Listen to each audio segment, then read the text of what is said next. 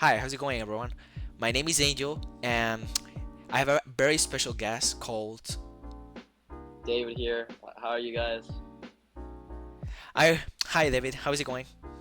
It's all going great. It's all going great. I'm glad to be here. I'm glad to answer some questions, clear some doubts, and have a good time. Perfectly. I'm very happy of it. I'm very glad to hear that. So, first of all, I would like to hear your answers to these questions, and this is going to be the first podcast that we're going to do. We're going to try to do this podcast every day to everyone can practice their English and can improve your English skills with us. So everything is alright. And today's topic is called Why is it so hard for a foreigner to learn a foreign language? What do you think about that, David?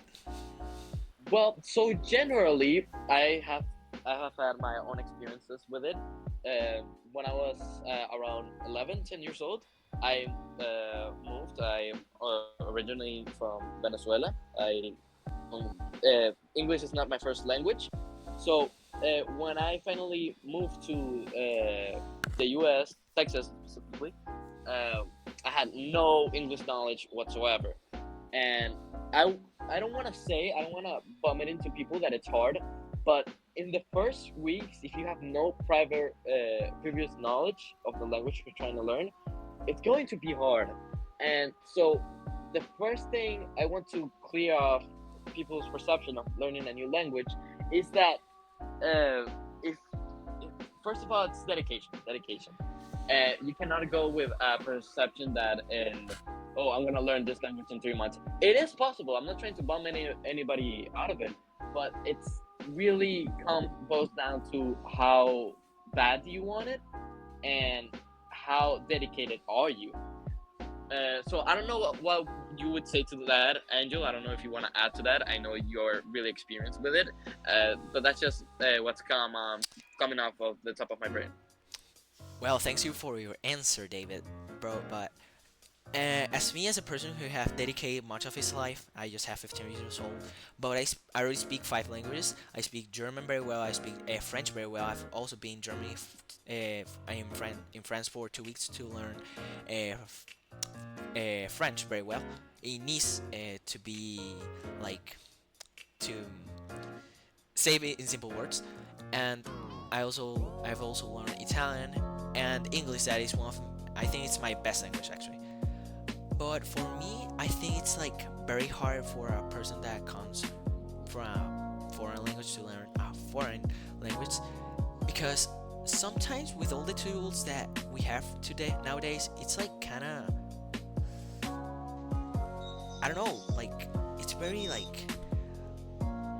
hard because like when you have all that tools, it's so big the amount of futures that you can have. So let's begin with the first question that it's why do we forget new words so easily?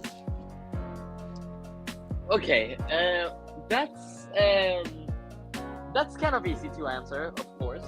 Most people are when they try and go and learn a new language, they get dragged into these courses or these apps that people flush down their faces when they go like watch a tutorial on YouTube or TikTok, and so the bigger scammers, Duolingo. Yeah, What Duolingo does is really just flush down a bunch of words that you're really not gonna ever need. For absolutely. example, when I started learning German in a really beginner level, I like Duolingo just flushed me down with like foods and foods that I don't even drink or eat. Like they taught me the name of this one bread that like I don't know I don't even remember the name. Proving my point again. But it's like a special dish from Germany. I don't know if you know many German dishes or breads, Yeah, but like exactly. Duolingo teaches you that type of stuff. So and it doesn't do it correctly. It doesn't give you often repetition, which doesn't even gives you time to practice or gives you time for your brain to take in that information and use that information. So your brain is really just counting it as useless information because you never use it really. Absolutely, absolutely, David. So something I would like to add to this question is like, nowadays I think it's way better to learn a language in YouTube than learn a language in Duolingo or these kind of apps, because in at least in YouTube you will learn phrases and words that you will actually use in your everyday life. And I absolutely agree with David, because Duolingo is not even it's not even an option. Like, it's just a game to pass the time, but nothing else. And for me, I've just like learned new things and grammar things on Duolingo, but in a very high level. So let's keep going to the second question. The and it says, do you need to live in a country to learn a language well? That's a good question. It's a really good question. I'm gonna give out my personal opinion here, but and you can have a different perspective, and y'all as well. But in my personal experience, I learned English, as I said before, when I moved to the USA, and I gotta say, it's way easier to learn a language where you're in an environment that only speaks that language. For example, well, you know this, Angel, mainly because you're forced. Your brain is literally forced to learn this new language in order to communicate. So, mainly, yeah, it really forces your brain to actually work. And although you don't need it, I will say that you don't need it, but it will make the process a lot easier. For example, comparing the two methods, going to like a whole other country to learn a language versus studying from your home. And when you're studying from your home, you really have to put a lot more dedication, a lot more discipline and effort, Yeah. because you're not gonna have that constant repetition naturally as if you did when you're like literally surrounded by people. And let's not forget the constant motivator that, oh hey, I want to learn this language because all these people, all my friends around me are speaking this language and I'm being left behind. I don't understand this. And so I think the constant of motivation is really key in this topic. Yeah, absolutely. For example, as you said that my brain have been forced to like adapt. That's true, because I've learned all these languages on my room, and it's very hard because I need to like spend 2 hours every day to, for example, have like like I don't know how to say, like actually say it, like, you know what I'm you know what Yeah, I mean? I know what it is. Yeah, Yeah, yeah, yeah. exactly. So it's, for example, if I would live in France, it would be way more easier because I am already used to like learn on other words, new words, and I love it. That's the thing I love about learning new languages. But for example, if you are at your home alone and you really need to love that language to really understand it and learn it well. And it's way better, absolutely. If you have the opportunity to go to that country and practice it, and to have friends from other countries, wow, bro, you'll be done, seriously. And I'll keep going to the last question, and the last question says, uh, what's the best way to practice a language every day? Hey, David, can I start with this question? Like, Yeah, of course. Go ahead. so I have a known method, and it's not a known method, like, it's a method that have been used for many people that are polyglots, mainly.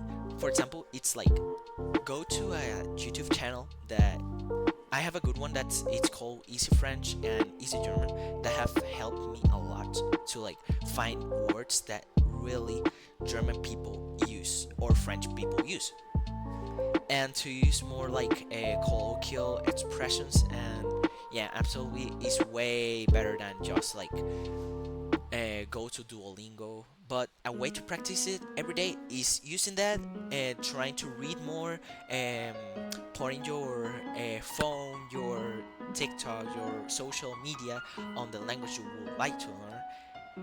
And yeah, absolutely that. Change your social media to a language you would like to learn. Watch Netflix, Prime Video, everything, anything you watch in that language, when you have like at least an A2, and when you have that, you will see that you'll be way, your improving that language will be way easier. What do you think, LS? I David? agree 100% with you. I agree 100% with you.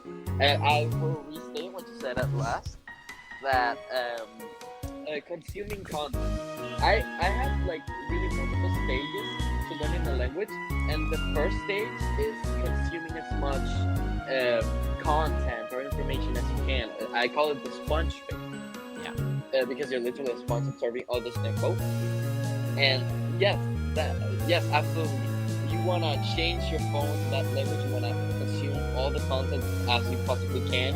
You're gonna watch a movie and put the audio in that language, and put the subtitles in English or Spanish or whatever, so you can understand.